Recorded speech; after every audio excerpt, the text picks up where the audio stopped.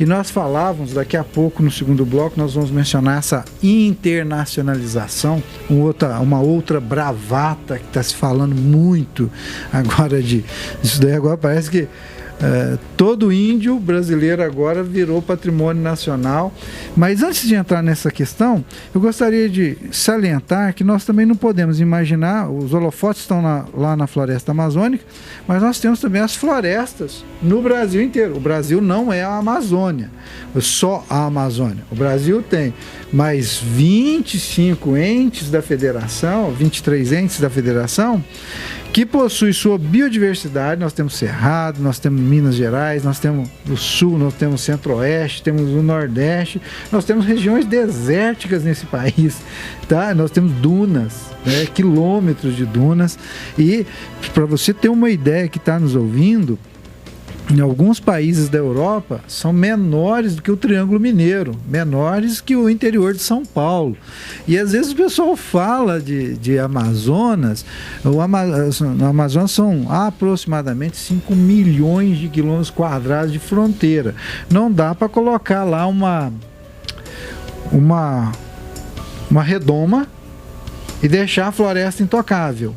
E deixar como se fosse os outros órgãos do planeta, do país, destruindo e imaginar que aquela redoma vai dar conta de tudo, né? Uhum. Então a gente tem que tomar esse cuidado para não deixar isso como intocável, porque também as pessoas que estão lá vai gerar aquilo que está até aqui na pauta, o desmatamento ilegal.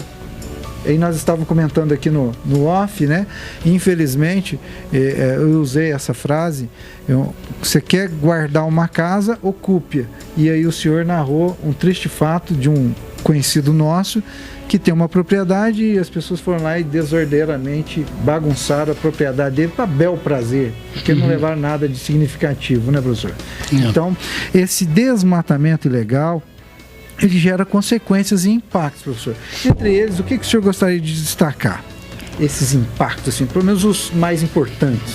Nós sabemos que o Brasil, em termos de fiscalização, está muito a desejar. Durante meus estudos de doutorado, conhecendo uma mocinha que passou no concurso, ela ficava sozinha numa área de proteção ambiental, numa floresta nacional, e sem estrutura nenhuma. Então, em termos de fiscalização, pelas dimensões, né, como você mesmo ressaltou, tem países europeus que não chega nem a um terço da Amazônia, ou muito menos. Então, nós temos o grande problema do desmatamento é isto.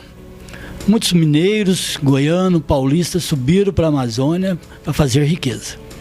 E, infelizmente, com certo, sem nenhum escrúpulo. Eu mesmo presenciei invasões.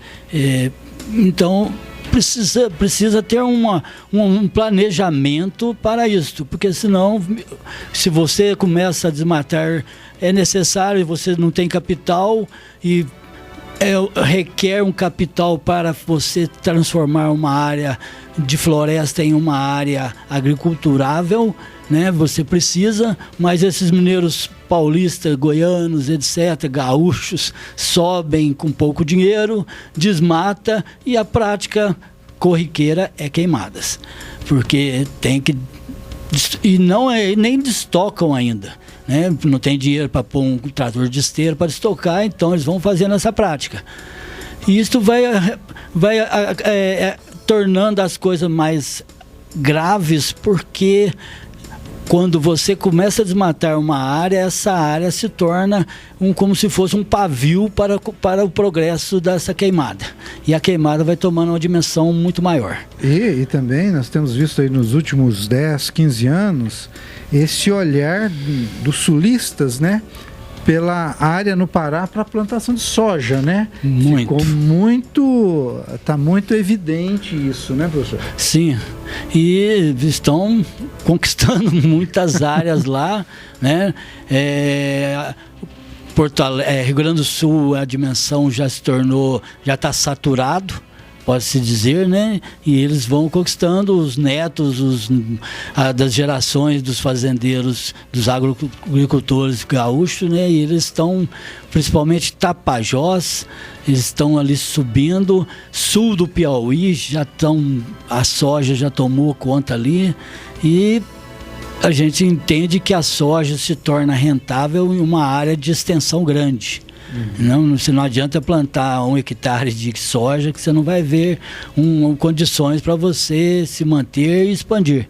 Então você tem que plantar numa área grande. E aí ocorre esse desmatamento em áreas grandes e aí vai desencadeando não somente problemas a níveis de locais, né? Locais, de nível de biológico, vamos dizer assim, de solo e etc., e a biodiversidade, mas também das pessoas que moram ali.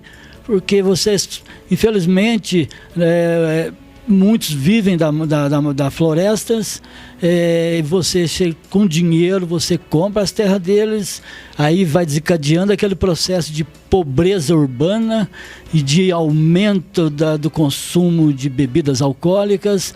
Os jovens vão para a cidade, começam a enveredar pelas drogas, e aí vai tendo mudando esse cenário de pessoas ribeirinhas, né, porque a Amazônia toda é cortada de rios, e a gente chama não de homem do campo, mas de ribeirinhos, por causa da proximidade com os rios, e eles vão começando a inchar as cidades, e a Amazônia nunca foi um olhar de prioridade para o governo federal, e a pobreza aumenta mais.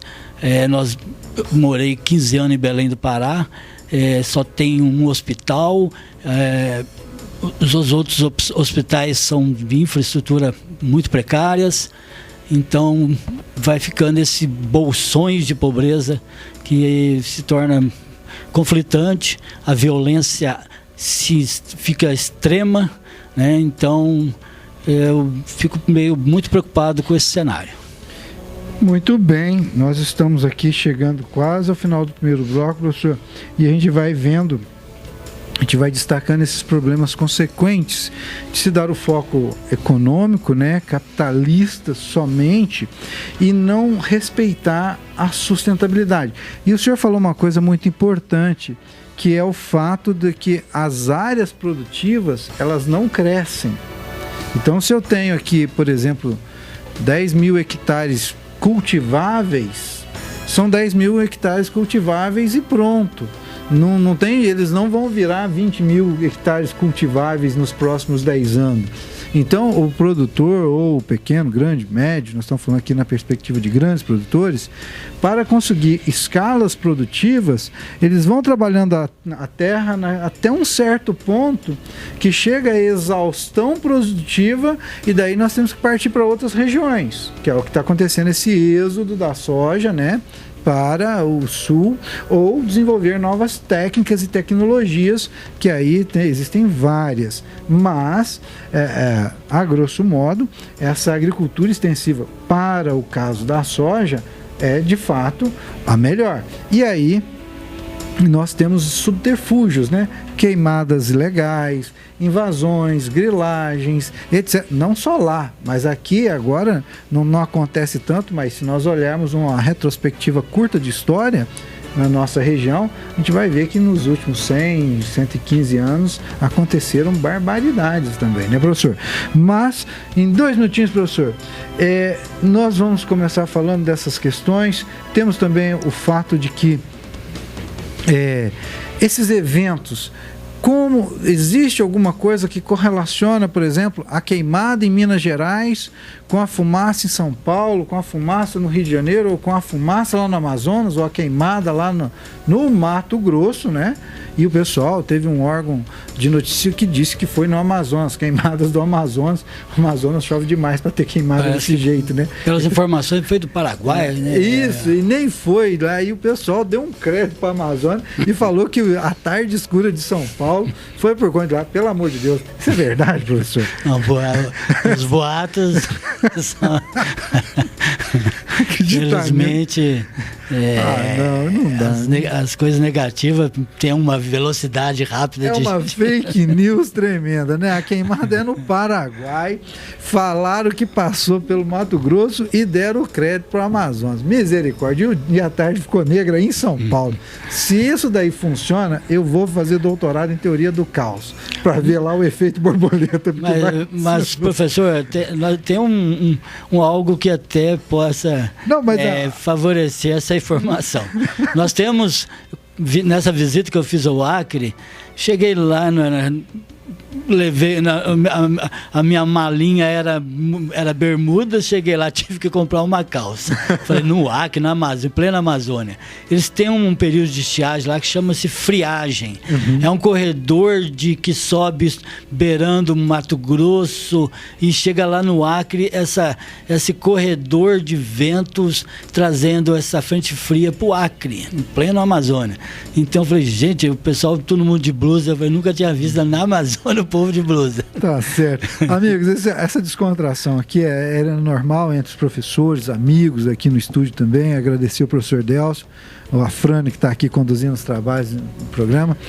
E a todos vocês que ouvem o Olhar Fascica, vocês podem participar pelo WhatsApp 98427-3131, mandando sua pergunta, mandando seu recado, uma sugestão, crítica, pelo WhatsApp da Montanhês, que você que acompanha os programas da Montanhês, eles avisam em todo momento o WhatsApp, pode mandar, e as mídias sociais também.